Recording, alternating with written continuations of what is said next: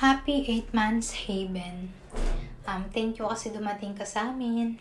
Sobrang blessed namin lahat kasi may laruan ng mga lola at lola niya. At magluluto nga ako ng sopas kasi 8 months na Haven. Ipagluluto ko si Haven kahit hindi pa siya nakakain. Kasi kami pala ang kakain ng sopas.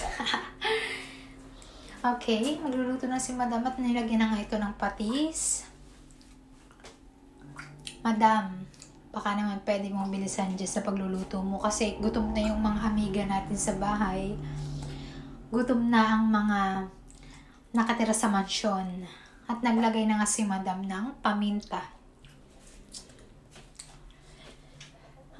Kasi sopas, masarap siyang kainin, masabaw ba? Kaya sopas ang naisipan kong lutuin. Sawa na kasi ako sa pansit. Kakaluto ko lang ng isang araw. Kaya naisipan ko na magluto naman ng sopas. Pinag-iisipan ko nga kagabi na bakit hindi pansit ulit ang iluto ko ngayon. Yung mga kasama ko sa bayo, hindi sila matatakaw kumain ng sopas. Hindi sila matatakaw kumain ng pansit este. Pansit pala. Kaya sopas yung niluto ko kasi gusto nila sopas. Kaya sopas na lang din. No choice ako. Kaya yan. Naglagay na nga ako ng tubig. Pinag-iisipan ko pa nga kung magdadagdag pa ako ng tubig kasi habang tumatagal ang sopas kasi ay naiiga. Kaya kailangan magdagdag pa ako ng tubig upang hindi masyadong maiga ang ating sopas. At ayan na nga. Hinalo ko na upang hindi masunog. Kailangan alaga to sa halo upang hindi masunog itong mga pasta sa ating kaldero. Ayan, nagagayat na tayo ng itlog.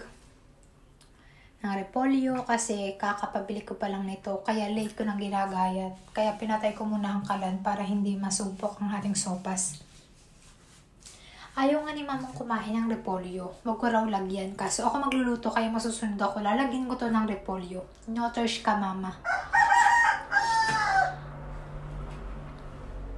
Kaya aalsin niya ni mama panigurado. Pag naluto, aalsin niya yung repolyo sa sopas niyang kakainin. Ewan ko kay mama, hindi daw siya nasasarapan. Pero para sa akin, masarap. Kasi gulay to, masustansya rin to. At maghugas nga tayo ng kamay. Para matanggal ang mga dumi-dumi. Ito, hugasan na nga rin natin ang ating repolyo. Upang para maihulog na natin to sa ating sopas. Ang tagal mo, madam. Ang tagal mo. At ayan, hinulod na nga ni madam ang itlog. At maghuhulog na rin siya ng aking Knorr.